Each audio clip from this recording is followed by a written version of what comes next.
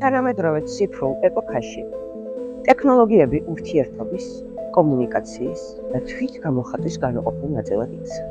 სწორედ ამ სივრცეში ჩნდება ძალადობის ახალი, ბევრისთვის უხილავი ფორმა. პარტნიორულ ურთიერთობებში ტექნოლოგიების გამოყენებით ჩადენილი ძალადობა, რომელიც არღვევს ქალის პირად სივრცეს, ღირსებასა და უსაფრთხოებას.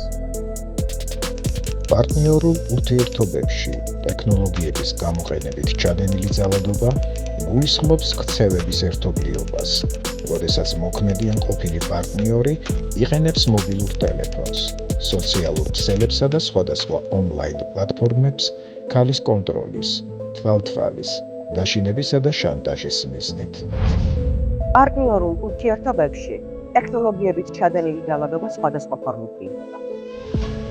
როდესაც გიკონტროლებენ გადაადგილებას, ეკითხებიან სათხარ, ვისთან და რატომ.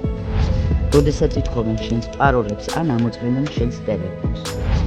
როდესაც გაშინებენ, რომ გაავრცელებენ შენს პირად ფოტოებსა და ვიდეოებს, თუ არ მოიქცევენ ისე, როგორც მას სურს. როდესაც გწერენ დამამცირებელ კომენტარებს ან გიგზავნიან მუქარას ინტერნეტზე.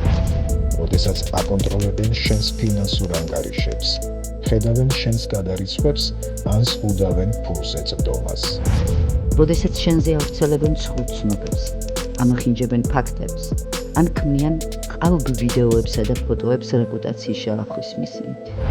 როდესაც გიზღუდავენ წვდომას ინტერნეტზე, სოციალურ ქსელებზე ან ფინანსურ რესურსებზე, გარესამყაროსგან იზოლაციის მიზნით.